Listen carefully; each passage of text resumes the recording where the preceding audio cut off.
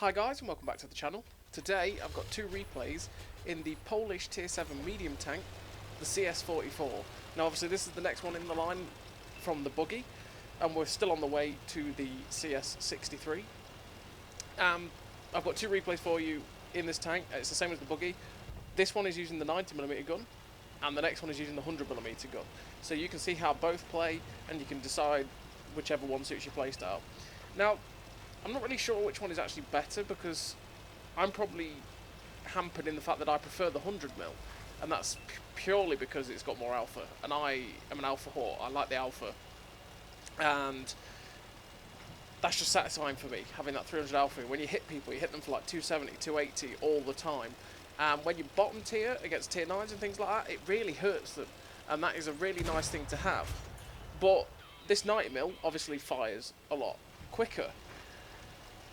Now in this replay, we're actually stock. We're actually, like, I think completely stock. And the stock 90mm is different to the top 90mm. And you might be going, well, why are you showing us the stock 90mm but not the top 90mm? Well, because the stock 90mm only has 4 less pen. And that's the difference. There's not much difference between the stock 90mm on this tank and the top 90mm. It's literally just pen. And that's it. Because this has 156 pen with like 198 premium pen. And the top 90mm has 160, and I think it's got like 200 premium pen or 220, something like that. The premium pen's definitely way better on the top gun, which is basically the only difference in the tank, because it's still got the .39 accuracy and the 2.3 aim time. And yeah, this gun is pretty nice on the tank. Like I say, is if you prefer to be firing quicker, this is the gun for you. But if you prefer to be slapping, the 100mm for you. And obviously videos like this are always nice for people to get a look at the comparison between the two guns, because that's the other thing. This gun, stock 90mm that you get, is actually the same rate of fire as the top one. Also, with the 90mm, you get 8 degrees of gun depression, which is definitely a lot nicer than the 100mm, which only gets 6, and it's something you do notice in a lot of different situations. Now, we're on Arctic region, and funnily enough, both replays are Arctic region. Just coincidence, and let's be honest, map rotation. And we've taken a very aggressive position here. We're using our 8 degrees of gun depression. We're in this little hole, and we're just trying to put out the hurt on these guys that are in front of us. Now, I'm concerned about this 45 TP, which is why I've loaded premium rounds, because I'm not guaranteed to go through this guy's armour with the AP, and with the APCR, I am far more likely to do it. And he's pretty much going to go through me most of the time. I will pull off the odd ricochet off this turret, because this turret is well-rounded, but it's got no armour. This tank doesn't really have armour, but again, it's kind of like the rest of the line, which is a really nice thing, in the fact that the armour is actually quite troll, because you just find yourself pulling off random bounces that you just shouldn't bounce, because they literally do. If you look at the armour profiles and stuff, they don't really have much armour at all, and you're looking at it going, they're easy pens, but then you bounce shots exactly like that, on cue, and you just ricochet and you go, oh, well that was nice, cool, do it again. And it's a nice thing to have. And you can see we worked that guy over quite nicely. I mean, he wasn't playing the best and he managed to ricochet him, but, you know, we used the good DPM of the gun to put him to bed. I was thinking there might be something in the TD spot, but there's actually not. We get a nice shot into the tracks of that AMX M445, track him in place, and I'm thinking I've got a better rate of fire. If I had the 100mm there, he was reloading before I was. But with the 90mm, that meant I could put the second shot in and kill him without taking a second shot myself, which is nice about this gun. And yeah, the thing about this tank as well is that it goes back quite slowly. The whole line tends to reverse really slowly, which is something you'll feel along the way. You make a mistake, you go out around a corner you shouldn't have, you drive around and you go, I can't pull back quick enough, that's not good. Now that Death Toaster surprised us there. He got a shot into us. We actually try and shoot the P43 base, but unfortunately bounce, or tear even. And yeah, that's another thing. That tank hasn't really. That tank kind of has armor for the tier. It can bounce you, but you know. And that Champion Panther's managed to get himself down there on the ice sheet. Now, I wish I'd done what someone in Twitch chat said at the time, which is shoot the ice or just fall through it. I should have done that, but I wanted the damage. Couldn't find a way to shoot him. He was really in a weird place. And yeah, it's just making it awkward. I have no idea how he's managed to do that, because most of the time when people slip down there, they end up breaking the ice anyway and slipping through, so somehow. The The Death Toaster rushes in. We auto-aim the shot into him, kill him. We're looking at a shot at this P-43, but it's like this Jagdpanther comes out of nowhere. YOLO's in, rams us, and now we're a one-shot for him. I'm thinking, what's my next play? I want to track him and get round him. We track him, he repairs, but we actually get shut down by the Tur there. Unfortunately, we just ended up getting swamped, and we couldn't get away from that situation. But, fortunately enough for me, my team managed to carry us to victory. And even though we were one of the first to die, we ended up with 3 kills, 3k damage, top of the leaderboards, 467 assist, ace tanker, sniper medal, wait for the scoreboard, 1588 base XP, and like I say, it's well, 3.5k combined, which is a really nice game for a stock tank, and it was good matchmaking as well, which always helps. And, you know, the 90mm is definitely a viable option. It's a pretty nice gun. Now, this second game is with the 100mm, we're actually fully upgraded now. And it's definitely a lot different using this 100mm than the 90mm because you don't do damage as quickly, but you definitely slap quite nicely. Now, Swindle said, I'm going to go to the position at E4 and swap the cross, so I'm like, okay, I'm going to go sit at G7 and farm away. Now, obviously, I haven't gone through the crew skills or the equipment setup. The equipment setup I've got is rammer, optics, and vents because it doesn't get vert stabs, so having the optics and the vents just boosts all-round capacity. It boosts your view range as much as possible, which is something you always want to do on every tank, and it boosts your DPM and just everything else about the tank a lot nicer, which is kind of what you want. And the crew skills is, well, I use the same crew for the whole line, you know, which is like Sixth Sense, Trap Mechanic, Born Leader, Situational Awareness, Steady Aim, Run and Gun, the Camo Perks and Camouflage Expertise, and Muffled Shot. And yeah, oh, and rapid loading. I always forget about rapid loading. And rapid loading obviously as well to get your DPM 10% better.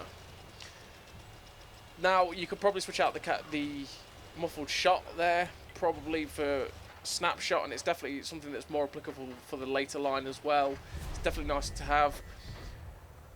Now we got spotted in this position. And when we got spotted in this position, someone knows we're here. The guy managed to blind fire us. I'm looking, what hit me for like? What hit me there? Because that's about 240, and I'm thinking, okay, it's probably another buggy with a 90mm or something with 240 alpha anyway.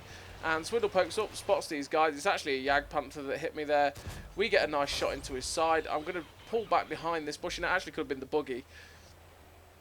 Yeah, but like I said, we pulled back behind the bush because when we fired at these guys, obviously we've already been blind fired before, so it's a possibility that it could happen again, so I don't want to do that. Now, Swindle's getting YOLO rushed here, so we're just going to have to try and help him as much as possible. For some reason, people keep doing this play of rushing that position that Swindle's in, and I have no idea why, because it always ends up in death for the team that does it. So you see how open these guys are to shots. Now, I'm putting shots in as quickly as I can, and this is where you see in the 100mm compared to the 90mm. It's just that little bit slower in its reload. Now we get a shot into the upper plate of the T-29, because obviously we could shut down the Panther, but he's really low health, and we want to try and possibly shut down the T-29 a little bit quicker. And the Panther's just sitting there. We take the one hit from him, and we finish him off. And like I say, that position is just death. You see these guys have all YOLO'd in. We activate the food to get the DPM to get that a little bit quicker. We get a shot into the side of the buggy, and I'm now hugging this rock a little bit more again, so in the hope that I just don't get shot by the guys that are up north. Now their buggies get spotted. I'm looking for a shot at him. Unfortunately, I can't quite see the shot at him. And I'm thinking now that this position isn't going to be as useful. Now, this VKD is on top of the ridgeline. We're going to try and get a shot into him. Fortunate enough, we do. It goes straight in. We roll for a decent amount. And obviously, this is what's nice about the 100mm, and the fact that when you get those one-off shots, you actually hit them for like 270, 280, 290 damage, instead of the more likely 210, 220 that you get on the 240 alpha guns. It's probably less than that. I mean, the amount of times you roll for 198, 200 with the 240 alpha guns is just annoying at the minute. Hopefully it's one of those things that they'll change back with the damage RNG, but we never know. Now that buggy's making a mistake. He's poking up, but unfortunately we didn't fully aim it, and the .39 rears its ugly head. Or is it .39 on this gun? Or actually it might be .41. .39 is the previous gun. So this gun is a little bit more derpy as well, which is obviously just a thing you've got to deal with. But with the abilities that you have, like steady aim and run and gun, you can definitely make this gun more accurate now than you would have done pre 6.0, so it's definitely nice to have. We get a nice shot into the side of the buggy, and I'm hoping that I'll be able to finish this guy off, but our buggy finishes him off. and their medium up there actually gets a shot into us, and again, we don't aim and the shot goes into the sky, which is unfortunate. But now their team is kind of coming into these positions. I'm going to see if I can get a shot at these guys. Luckily get a nice snapshot into the base, and he managed to bounce on me. Like I say, the angling on the tanks on these Polish means that you've not actually got much armour, but you can bounce shots. And it's kind of nice to have that you're not always going to be a guaranteed pen, you can just ricochet things. Now we get a nice shot into that KV-85, we actually track him in place, which is kind of what we wanted to do. But right here we are struggling a bit with the gun depression. We auto aim a shot into the top of his turret, which is kind of lucky that we did manage to get that pen in.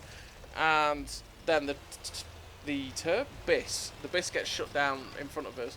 Like you've seen that little bit of problem with the 6 degrees of gun depression there. We couldn't quite get the gun down fully to aim at the hull of the KV-85, which would have been a guaranteed pen, and we had to aim for the turret, which can backfire. We YOLO rush this VK, end up hitting him and bouncing on the move, but we finish him off with a ram because, you know, style points. Now I'm thinking, do I go this way or do I go after the RE? And I'm thinking, you know what, I'm going to go after the RE up this way, which is kind of a dangerous... I'm thinking, it's a play, right? Because it's dangerous. Because the RE could know I'm coming this way and be aiming this way. But if I went the other way and there's any TDs camping at, like, CD 7, 8, I'm going to die to them. So I'm risking it for a biscuit. We're going this way. We get a nice shot into the T-34. And it's like, I'm about to kill him. No, the Hummel shuts us down, unfortunately, and that was the end of our game with 4k damage. And unfortunately, that was all she wrote for us, which is really annoying because we were on for a very nice game there. But fortunate enough for us, the team carries it through to the victory. We finished with 3 kills, 4k damage, 102 assist, ace tanker, high caliber, and it's kind of 1736 base XP as well. Yeah, it's kind of lucky you didn't get to see the rest of that replay because it was a Game of Thrones. We nearly threw that game just when we were like 9v4 at one point, 9v2 or even. So as always, everybody, thank you very much for watching, and I'll see you next time.